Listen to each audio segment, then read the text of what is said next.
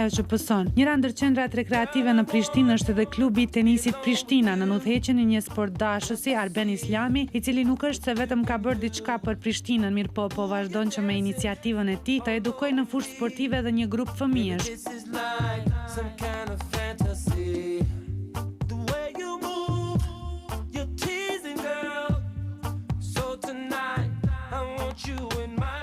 Ky trajner i licencuar për tenis ka arritur të mbledh rreth 50 fëmijë, të cilët janë vendosur në Prishtinë pas luftës dhe pasi kanë humbur gjithçka në fshatrat e tyre, ata sot jetojnë në kryeqytet, duke pasur fatin të jenë në grupin e fëmijëve që Arben Islami ka përzgjedhur për t'i ndihmuar atij rreth këtij tereni sportiv dhe si shkëmbim ata kanë fituar orë mësimi për tenis dhe gjithashtu edhe pajisje sportive.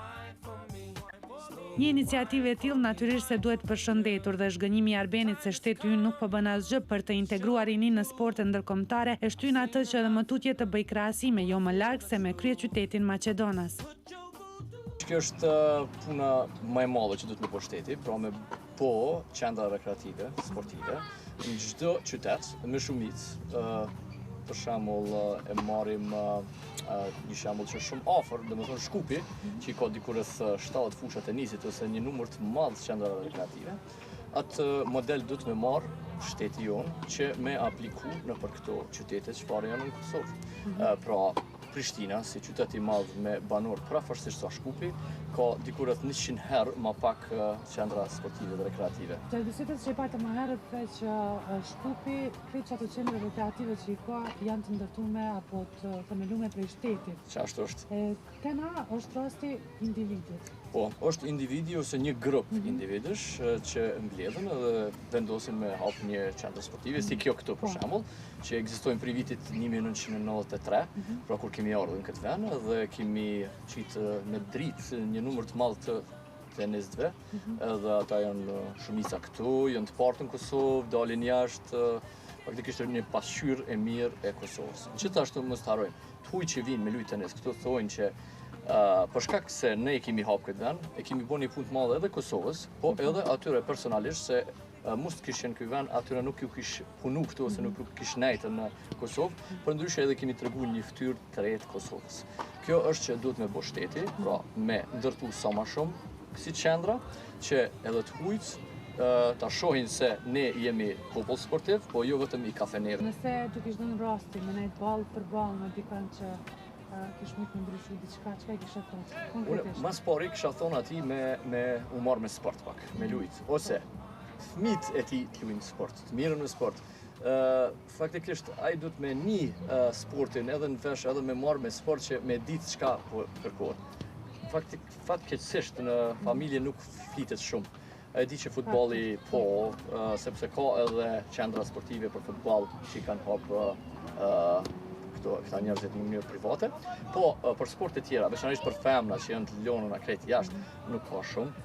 Edhe unë kisha pas dëshirë që njerëz që jo në krye të komunave mi marr një herë, mi shtin sport, mi jap disa orë tenisit, mi u pëlqy atyre edhe ndoshta ata me intervenu edhe me marru qendra sportive.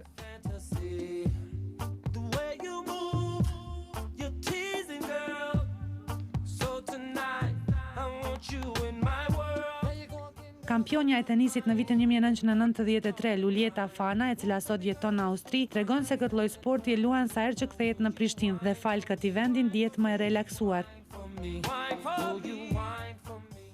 I dua gjitha sportet, e kryesisht tenisin, ping-pongën, tani kam marrë pushim. Kur flasim për qendrat rekreative në Kosovë, sa mendoni se ka? A ka mjaft, a ka nevojë për më tepër? Sigurisht ka, se s'ka, duhen më tepër. Duke parë parasysh se çfarë rinie të re kemi, sigurisht se shoqënisë toni duhet më shumë angazhim që të kemi vende për rekreacion dhe për sport. Ju gjithashtu jeni kampion e vitit 93 për tenis, a mund të na tregoni diçka më tepër për karrierën tuaj?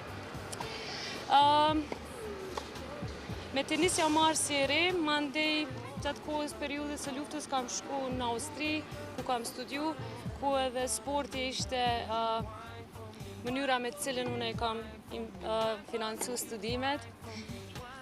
Mandej me kohë nuk kam qenë më aktive, mirë po tani luaj për qef. Kur vinë Kosovë, kur jam kom kohë, është pjesë e jetës time. Jamaican queen, oh yeah. I'm an American king, girl. You're a Jamaican queen, oh yeah. I'm an American king, girl. You're a Jamaican. Bashkëshorti i Lulietës Dave Long është gjithashtu një person i cili kalon kohën në këtë qendër rekreative sa që vjen në Prishtinë dhe për emisionin ton ai nuk e lë pa e përmendur faktin se nëse Prishtina pretendon që në të ardhmen të jetë një metropol i vërtet, atëherë angazhimi më i madh nevojitet të bëhet pikërisht në sport, art dhe kulturë, gjëra të cilat po neglizhohen. Derisa Arbeni premton se do të vazhdojë edhe më tutje të punojë në këtë fushë, në anën tjetër ne vazhduam rrugën edhe për në pishinën e Gërmisë për të parë se çka po ndodh me shkollën e Notit.